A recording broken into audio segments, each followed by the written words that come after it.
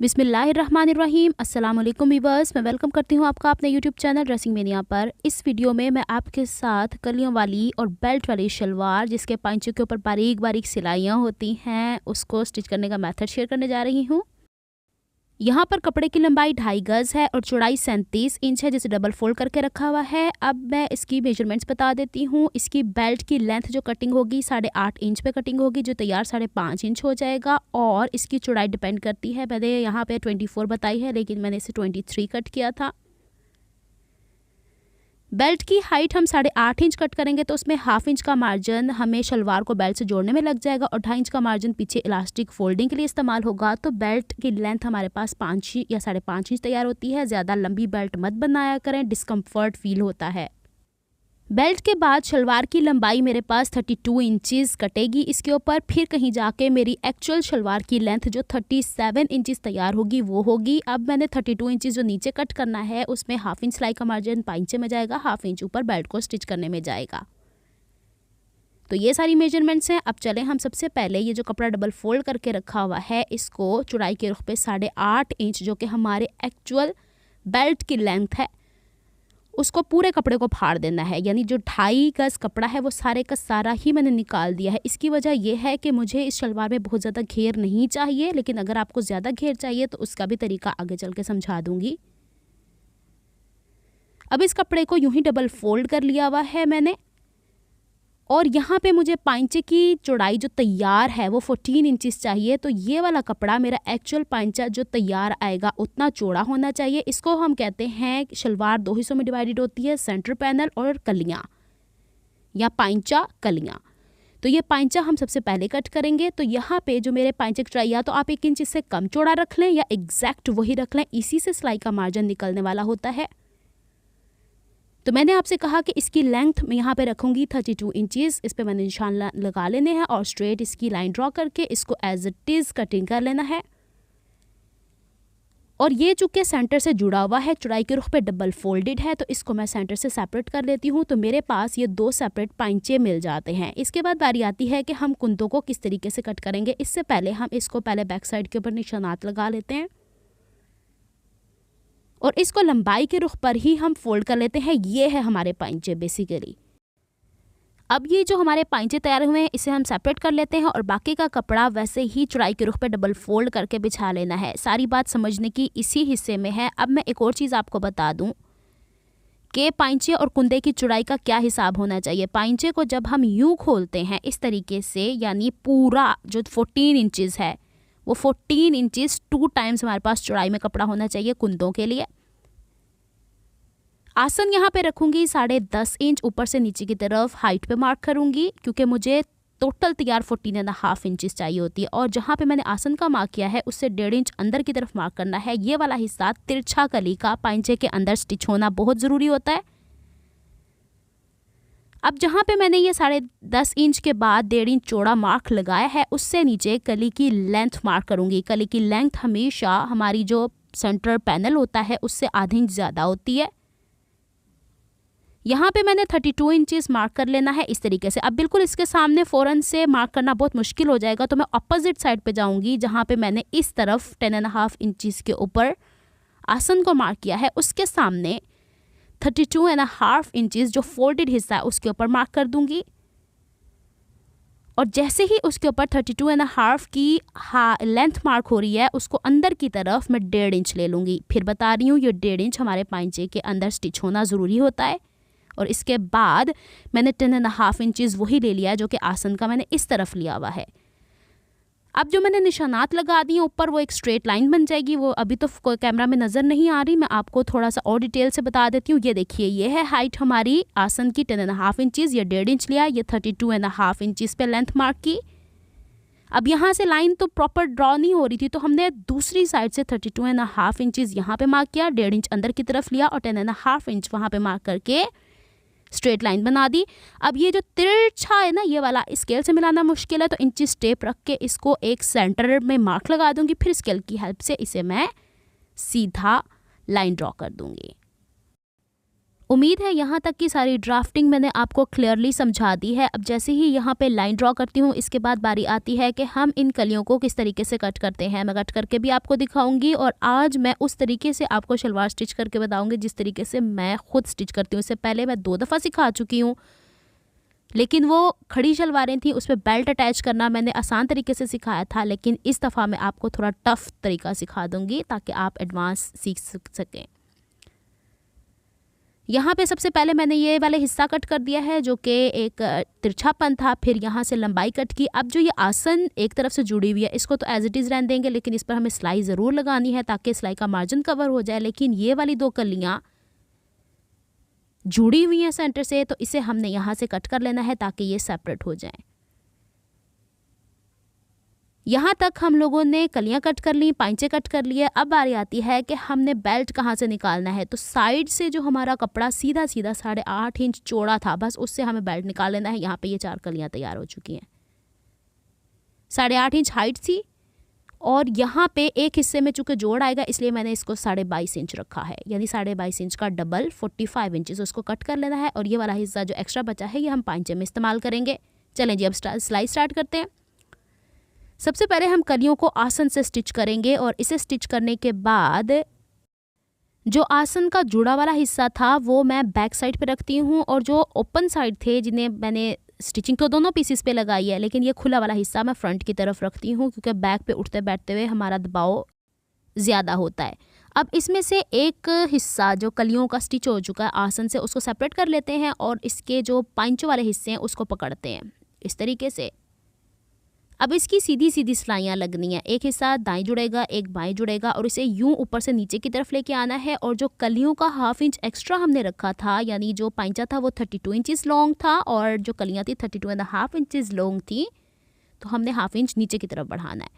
एक तरफ कली स्टिच होगी, दूसरी तरफ हम लोगों ने सिलाइयों का ख़ास ख्याल रखते हुए जब हम सीखना स्टार्ट करते हैं तो कभी सीधी सिलाई कभी उल्टी सिलाई हो जाती है, और जब कपड़ा ख़ास कर इस तरह हो जिसका उलट सीध ना हो। तो अब ये 3 हिस्से जुड़ चुके हैं, इसका सीधा हिस्सा ऊपर की तरफ रखा है और जो सामने की तरफ आना है कलियों वाला हिस्सा उसका सिलाई वाला हिस्सा बाहर की तरफ मिला के इस तरीके से हम लोगों ने इसको स्टिच करके पूरा राउंड बना लेना है। मैंने जो पहले 2 शलवारें सिखाई हैं उसमें राउंड बनाना नहीं सिखाया था। अब की दफ़ा मैं बेल्ट ऐसे स्टिच करना सिखाऊंगी कि आप लोगों को वैसे आसानी हो जाएगी अगर आप सीखना चाहते हैं तो।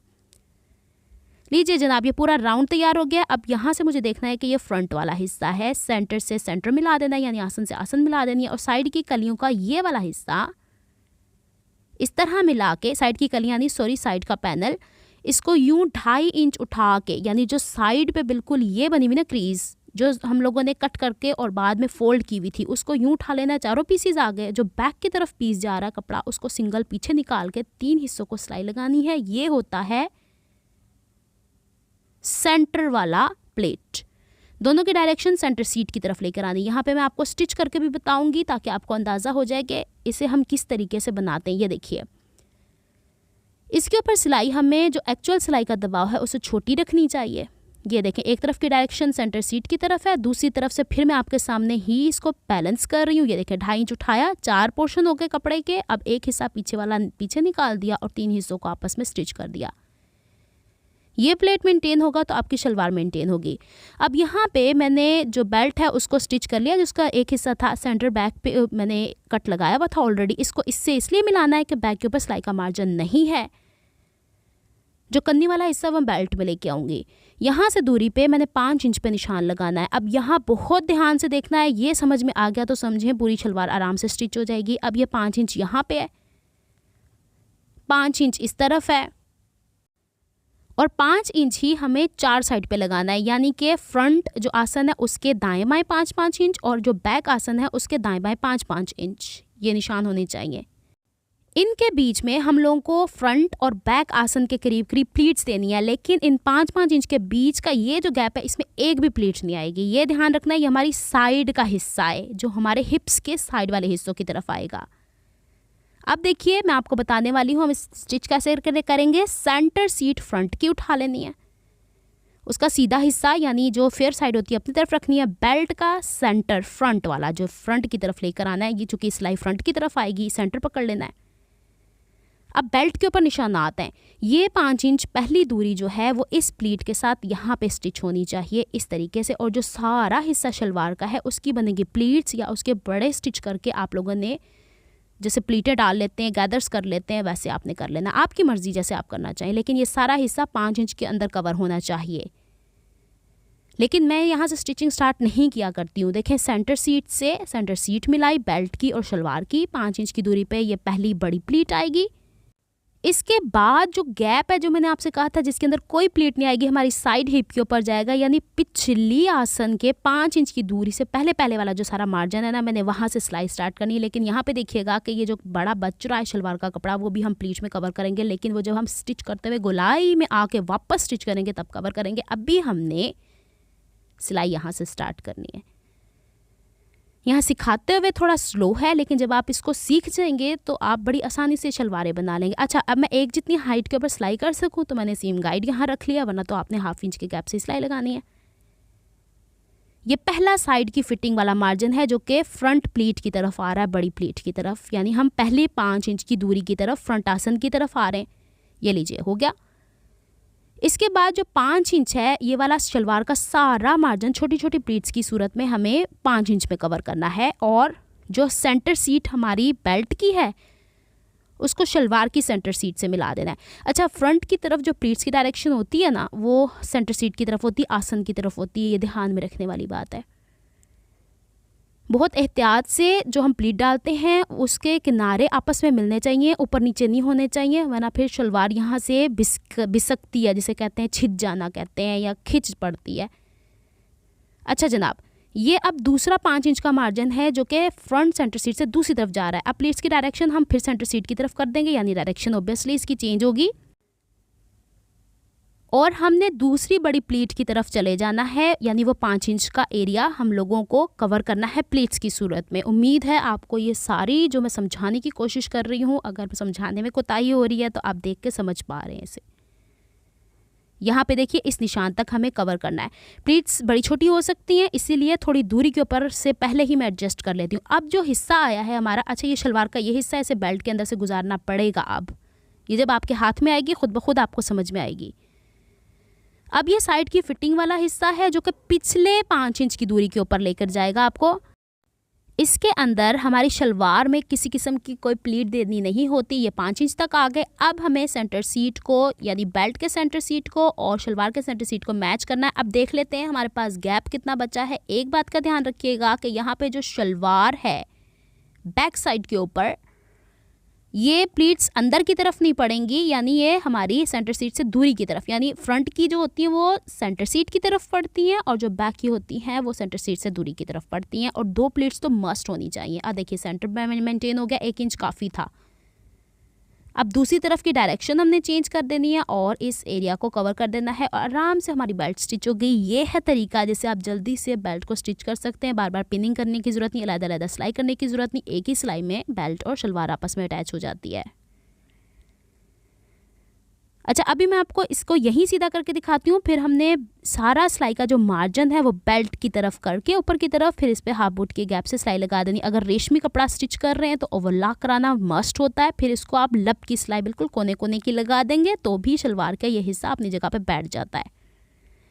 अगर हम इसको सिलाई लगाए बगैर छोड़ देंगे तो शलवार यहाँ से फूली फूली रहती है, तो ये हिस्सा कवर हो जाएगा ताकि इसमें लुक आ जाए। अच्छा, इसके ऊपर मैं elastic band of the camera लगा दूंगी, क्योंकि वो तो लगाना मैं आपको बारहा सिखा चुकी हूँ। और फिर इसके बाद मैं आपको इसके पैंचे बनाने का तरीका बता देती हूँ। ये देखिए, ये है शलवार इस वक्त तक, जब तक कि मैंने इलास्टिक लगा दी थी और बेल्ट को शलवार से स्टिच कर दिया था। अब हमने शलवार की लेंथ देखनी है, तो बड़ी प्लीट से हमने यूँ पकड़ना है और फिर इंच टेप से नापना है। ये टोटल लेंथ आ रही है हमारे पास 37.5 इंचज़। इट मीन्स कि हमारे पास जस्ट हाफ इंच का मार्जिन है बैक की तरफ फोल्डिंग के लिए। यहाँ पे एक सिस्टर पूछ रही थी कि मर्दाना बुकरम को किस तरीके से पेस्ट करते हैं, तो ये पट्टी मेरे पास मर्दाना बुकरम वाली ही होती है, लेकिन पाइंचा बनाते हुए हमारे जो सिलाई का मार्जिन होता है दाएं बाएं शिफ्ट करना ज़रूरी होता है, इसलिए मैंने इसे ओवरलॉक नहीं किया। आपने देखा होगा कि जेंट्स के भी ड्रेसेस होते हैं तो उसमें भी ये हिस्सा पहले बनता है, बाद में ओवरलॉक होता है। तो अब इसके सिलाई का मार्जिन दाएं बाएं शिफ्ट कर दिया है, और यहाँ से देख लेना है कि कहीं थोड़ी बहुत चुन्नट तो नहीं पड़ी हुई, अक्सर यहीं पर ख़राबी होती है। इसके बाद मेरे पास तो स्टीम आयरन है, डायरेक्टली इसी से पेस्ट हो जाएगा, लेकिन अगर आप लोगों के पास दूसरी इस्त्री है तो आप इसे हल्का हल्का पानी से वेट करना, बहुत ज़्यादा गीला नहीं करना, किसी कपड़े की मदद से गीला करके इसके ऊपर हल्का हल्का पानी भी स्प्रेड कर लेना है, फिर उसके बाद आयरन करेंगे तो हो जाएगा। वैसे मेरे पास भी पहले फ़िलिप्स की जो इस्त्री थी उससे इस तरह की पट्टियों के ऊपर येलो कलर का निशान आ जाया करता था, लेकिन ध्यान से करेंगे तो ऐसा कुछ नहीं होता। एक तरफ से इसे इस्त्री करके इसके जो नीचे की तरफ मार्जिन है हमारे पास एक्स्ट्रा, यानी जो कलियों की तरफ से 1/2 इंच है उसको बैलेंस कर लेंगे, साइड से ये बुकरम कट कर देंगे। एक एक चीज़ का ध्यान रखना है, ये देखिए, और इसे ऐसे ही पड़ा रहने देना है जब तक कि ये ठंडा नहीं होता। ये बहुत ज़्यादा हीट मांगता है, देखें कितना ज़्यादा प्रेशर दे के मैं इसे कर रही हूँ, एक तरफ तो ये चिपक भी नहीं रहा था। अच्छा, यहाँ पे ये जो एक्स्ट्रा कपड़ा बचा हुआ था बेल्ट के बाद का, इस चूँकि ये कन्नी वाला हिस्सा है यानी उसका मोड़ने की ज़रूरत नहीं, तो मैंने बिल्कुल बराबर के करीब करके बुकरम के बाद जो एक्स्ट्रा 1/2 इंच का मार्जिन है उसकी पट्टी को कट कर लिया। कोशिश किया करें पॉइंचे के नीचे ज़्यादा कपड़ा फोल्ड ना किया करें। अब यहाँ पे कपड़ा मैंने शलवार की सीधी साइड पे रखा है और बुकरम के साथ साथ नहीं बल्कि 0.1 इंच की दूरी के ऊपर हमें सीधी सिलाई लगानी है। अब यहाँ पे जब हम सिलाई कंप्लीट कर लेंगे फिर दूसरी और ऑल्टरनेट पांचा लेके चलना होता, कभी भी एक पांचा एक तरफ नहीं होता। तो अब हम पहले से एज इट इज़ आयरन कर लेते हैं। साइड से ये तिरछान जो एक्स्ट्रा रखी हुई थी इसको शलवार की तिरछान के साथ, क्योंकि पलट के इसने यही शेप लेनी है, इसको शलवार को अब सीधी साइड से यूं कर लेंगे, ये कपड़ा यूं फोल्ड कर लेना है और फिर से बैक की तरफ हम लोग आराम से प्रेस कर सकते हैं। ये होते हैं तरीके पांचा बनाने के, इससे बहुत नफासत आ जाती है और मर्दाना पट्टी, जो मर्दाना बुकरम वाली पट्टी होती है ना, परफेक्ट रहती है पांचा बनाने के लिए। अच्छा, अब सबसे पहले इसके ऊपर मैं सिलाइयाँ भी लगा के दिखाती हूँ। सबसे पहले इसके ऊपर कोने की सिलाई लगा लेनी है। यहाँ पे बखिए का साइज़ मैं वही 2.5 या 3 ही रखती हूँ, ज़्यादा बड़ा ज़्यादा छोटा नहीं रखती। कोने की सिलाई लगाना ज़रा सा टफ होता है। अगर आप लोगों को इस पर सिलाइयाँ लगाने मुश्किल है तो पेंसिल की मदद से आप स्ट्रेट लाइंस भी बना सकते हो। उसके ऊपर तो धागा आ जाना है, पता ही नहीं चलेगा किसी को, लेकिन ये डार्क कपड़ों के लिए परफेक्ट रहता है, लाइट कपड़ों में नहीं ठीक रहेगा। अब सारी सिलाइयाँ मैं ऑल्टरनेट पांचों के ऊपर एक पैर के गैप से लगा रही हूँ। फिर इसके बाद मैं आपको बताऊंगी कि किस तरीके से मैं इसके अंदर अंदर सिलाई लगाती हूँ। टोटल 10 सिलाइयाँ लगती होती हैं।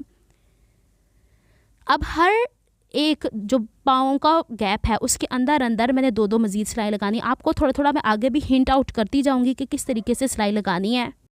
हमारे पास जो ये प्रेसर फुट होता है इसके अंदर वाली साइड जिसके अंदर नीडल चल रही होती है, जो पुरानी सिलाई लग चुकी होती है स्ट्रेट लाइन, वो जो इसके अंदर अंदर चलनी होती है। यहाँ पे देखिएगा ये जो सीधी तरफ वाला है जिसको मैं पॉइंट आउट कर रही हूँ, इसका अंदर वाला हिस्सा पहली वाली सिलाई को टच करते जाना है। ज़रूरी नहीं है कि आप पहले 4 हाफ बूट के गैप से सिलाइयाँ लगाएं फिर दोबारा आप इस तरीके से लगाएं। मुझे ये कन्वीनियंट लगता है, मैं ऐसे करती हूँ। आपको अगर मेरा बताया हुआ तरीका समझ में आया है तो आप इस तरह कीजिए, पहले कोने की सिलाई लगाएं और कोने की सिलाई जो है वो अंदर वाले, जब दूसरी सिलाई लगाएंगे तो आपके प्रेसर फुट का जो ये अंदर वाला हिस्सा है जहाँ पे आपको सिमिली सा फेस नज़र आ रहा है या डी शेप नज़र आ रही है, ये वाला हिस्सा या छोटा फुट है, मैं हर तरह से बताने की कोशिश कर रही हूँ, फुट का छोटा हिस्सा जो है उसका अंदर वाला हिस्सा उससे टच होता जाए, बस ये ध्यान रखना। ये देखिए सिलाइयाँ लग गई हैं, मैंने हर तरीके से आपको गाइड कर दिया ताकि आपको समझने में आसानी हो। अगर फिर भी नहीं समझ में आती तो बता दीजिएगा, मैं एक अलग से इसके ऊपर वीडियो बना दूँगी। ये देखिए ये वाला हिस्सा, उम्मीद है आपको यहाँ समझ आ जाएगी। और मैं बनाने वाली हूँ दोनों ही पांचे, इसके ऊपर थोड़ा सा टाइम लगेगा। बन गई हैं सिलाइयाँ, यहाँ पे कंप्लीट हो गई। अब जब हमने पांचा स्टिच करना है तो ये वाले हिस्से जिसे कलियाँ और पांचा आपस में स्टिच हुआ है ये आपस में बराबर होना चाहिए। फिर हम पांचे का लेंगे सेंटर, उसको फोल्ड कर देंगे, आसन को मैच करेंगे। अब यहाँ पे जो पांचा था मेरा वो मैंने 7 इंचज़ लेना था, तो मैंने आपको कहा कि उसकी कटिंग भी 7 इंचज़ पे थी, उसमें से अब कमी हो गई क्योंकि सिलाई का मार्जिन निकल गया है। अगर मेरी ये कली मेरे पांचे में नहीं आएगी और डायरेक्ट पांचा स्टिच ऊपर होके जाएगा तो शलवार में हमेशा खिंचाव आने वाला है। चूँकि कली तिरछी कटी हुई होती है, अगर ये हमारे पांचे की सिलाई में आएगा, पांचे की चौड़ाई में आएगा, तो हमारी शलवार कभी भी बैक की तरफ से नहीं खींचेगी। अच्छा जी, 14.5 इंचज़ पे मैं यहाँ पे मार्क कर रही हूँ आसन और 7 इंचज़ पे मैंने मार्क कर दिया है अपना पांचा। ये वाली सिलाई कभी भी अंदाजे से मत लगाएगा, यहाँ पे इंचिस टेप रख के डॉटेड लाइन ज़रूर बनाया करें। मैंने देखा है अक्सर गुलाइयाँ बनी हुई होती हैं, ये भी बहुत ख़राब लुक देता है। आपकी शलवार की ये लुक होनी चाहिए। यहाँ से पक्का करके ऊपर की तरफ जाके आसन की दूसरी तरफ सिलाई लगाऊंगी, दूसरी तरफ से पांचा पक्का करके 2-3 सिलाई लगा के ऊपर की तरफ पक्का करूँगी। देखिए यहाँ पे ये वाला हिस्सा हमारे पाइंचे की चौड़ाई में आना ही चाहिए, तभी हमें कंफर्टेबल फील होगा कि हम लोगों ने शलवार परफेक्टली बनाई है और इसमें किसी किस्म की कोई भी परेशानी की बात नहीं। तो जनाब ये है कंप्लीट लुक इस शलवार की। मैंने हर डिटेल इसमें ऐड करने की कोशिश की है ताकि आपको हर मेजरमेंट के हिसाब से इसे बनाना आसान हो जाए। अगर आपको मेरी एफर्ट्स पसंद आती हैं तो please like my videos, subscribe to my channel, hit on the bell notification for more updates. अब मैं लास्ट में आपको इसे तय करने का तरीका भी बता रही हूँ। मिलती हूँ किसी नेक्स्ट वीडियो में किसी नए प्रोजेक्ट किसी नए आइडिया के साथ। तब तक के लिए दुआ में याद रखिएगा, अपना बहुत सारा ख्याल रखिएगा। अल्लाह हाफिज़।